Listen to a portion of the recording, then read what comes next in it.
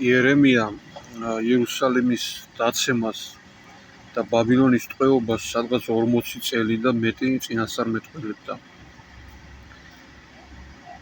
როცა მოახლოვდა ეს პერიოდი და უკვე ბაბილონელების ალყაში იყო იერუსალიმი, ამ დროს იერემია პატიმრობაში იყო და ღმერთისგან მან მიიღო ასეთი გამოცხადება, რომ ეყიდა მიწა ნათესავისგან. მე ხა იქ დეტალებში აღარ შევალ, როგორ მოხდა ის მოგვიანებით ჩააგდეს ღრმა ორმოში, ტალახიან ორმოში, მაგრამ იმ მომენტში ესე არ იყო ის შედარებით ისეთ საკანში იჯდა ცველთა ეზოში, სადაც შეეძლო მნახველების მიღება და იქ მოდის მისი ნათესავი და იქ აფორმებს ნასყიდობის შეთანხმებას და ასე შემდეგ.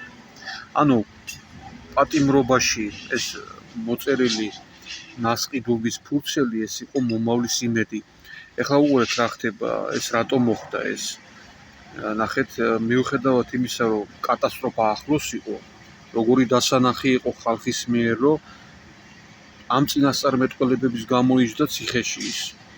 და ამ დროს მიწას ყიდულობს ნაკვეთს, ხო? რაღაც შეუსაბამობა გამოდის. ალოგიკურია, რა დროს მიწის ნაკვეთის ყიდვა. მაგრამ ეს იყო იმედის მიცემა ხალხისთვის, რომ ეს კატასტროფა და კრიზისები დროებითია, ხოლო უფლის წყალობა მარადიული. ეხლა რატომ მომყავს ეს შემთხვევა? ბოლო დროს ვინც ადევნებს თვალს, ხშირად საუბრობთ იმაზე, რომ სოფლიოში და მათ შორის საქართველოში არის დიდი სულიერი კრიზისი. სიცრუე გამძაფრებული, სიმართლე დამახინჯებული, ანტიქრისტეს სული მოდებული და ბოროტებაც მომატებული, ასე ვთქვათ და ეს ამავე დროს არა მარტო ლოკალურად იწვევს კატასტროფებს და ფიზიკურ კრიზისს, არამედ გლობალურად იქნება აუცილებლად ფიზიკური კრიზისები. კონკრეტულად როგორი რა, ამაზე ჯერჯერობით არ მინდა საუბარი უფრო ღრმად და აი ამ ეს არ ნიშნავს იმას, რომ რახან ამ თემაზე ვსაუბრობთ და ვისაც გჯერავთ ეს და ერთ ყურში არ უშვებთ და მეორედან არ გამოუშვებთ, ან არასერიოზულად ან დამცინავად არ ეკიდებით ამ თემას, მინდა მათთვის თქვა, რომ ეს არ ნიშნავს იმას, რომ რაღაცა პასიურ რეჟიმში გადავიდეთ, ანუ რაღაც მაინც უნდა მოხდეს რაღაც და რაღაც ეს სექტანტური აზროვნებაა.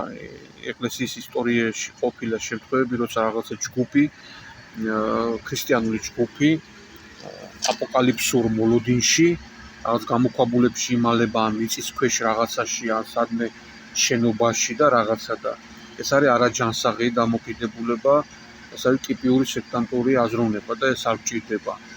იმუშავე ჩვეულებრივად იშრომე, დათესე, მოიყვანე, გაზარდე, შვილები, განათლება მიეცი, თუ ასე შემდეგ და ასე შემდეგ. უბრალოდ საჭიროა სულიერი განახლება და ცნობიერების გაღვიძება. ცნობიერების გამოღვიძება, რომ სიკეთე ბოროტებისგან გავარჩიოთ. სიცრუე სიმართლისგან გავარჩიოთ. ავი კარგისგან გავარჩიოთ. სულიერი განახლება, რომ საკუთარ ჩაღრმავებაში, საკუთარ სულში ჩაღრმავება ისწავლოს ადამიანმა, სიყვარული ისწავლოს, მოყვას ღვთისა და მოყვასისა. სხვანაირად არ მოხდება სიკეთის და ბოროტების გარჩევა. იმიტომ რომ ნახეთ როგორ არის საქმე აპოკალიფსურ ეპოქაში ბოროტება და სიცრუე მატულობს. შესაბამისად ჩვენი სულიერი სიღრმემაც უნდა მოიმატოს. იმიტომ რომ სხვანაირად ვერ ამოიცნობ, აი საერო და სასულიერო უბრალო განათლებით ვერ ამოიცნობ ამას. აი მაგალითად წაგიკითხია ვაჟებ შაველა, ილა ჭავჭავაძე, დოსტოევსკი და კიდევ და კიდევ სხვა მრავალნი, ხო? ეს კი, რა თქმა უნდა, ძალიან კარგი რამეა, მაგრამ ეს არის სულიერი საფეხური. აი ეს ამის ცოდნა უბრალოდ არ გამოგადგება აი ამ აპოკალიფსურ ეპოქაში, იმიტომ რომ მეტი სულიერი სიღრმეა, ცნობიერების გახსნაა საჭირო, დაინახო ამ წუთისოფლის ამაოება, დაინახო საიდან მოდის სიკეთე, საიდან მოდის ბოროტება. არ აყვე უმრავლესობას, ჭყალებში, ყვირილში, აი ხმაურში, ხო? უმრავლესობა ხმაურობს, სხვადასხვა ხმას გამოცემს პოლიტიკურს, პატრიოტულს, რელიგიურს, ხო და აი ეს მთელი ეს ხმაური გაჯერებულია ტყუილით. აჟღენთილია ტყუილით. ეს არის ადამიანის ეგოიზმზე მორგებული ხმაური, ასე ვთქვათ და ცნობიერება გაღვიძებული ადამიანი ამას ხედავს. და ასე უნდა განჭვრიტო ანტიქრისტეს სულიც, ანტიქრისტეც. და აი ეს გვჭირდება თან გამოქვაბულში კი არ ჩაიკეტოს სადღაც ეს ფიზიკური გაქცევა არ გიშველის ასე. სამწუხაროდ აქვთ ხოლმე აი ესეთი რაღაცეები. არა.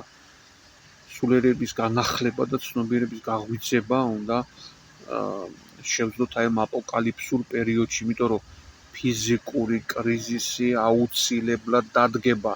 რა დროც არ უნდა გავიდეს, ეს გარდაუვალია. აი ეს ბოროტი ენერგია, რაც გროვდება მთელ მსოფლიოში, მათ შორის საქართველოშიც, სამწუხაროდ სხვანაირად არ განიმუხტება. აი ეს ბოროტი ენერგია აგროვებს აი ამ ფიზიკურ კრიზისს, გლობალურ კრიზისს. არ მინდა ეს ყველაფერი. მაგრამ ეს ადამიანური შიში ეს ხშირად განმიკითხავენ ხოლმე ამის გამო და მინდა გითხრათ რომ ეს ეიფორია რო აი ღმერთის ხოქწამს და არ უნდა შეგეშინდეს ეს არის ეიფორიით ნათქვამი სიტყვები როცა შიში გაქვს ეს არის ადამიანური უსუსურების შეგრძნება რომ შენი ძალებით ვერ გაუმკლავდები ამას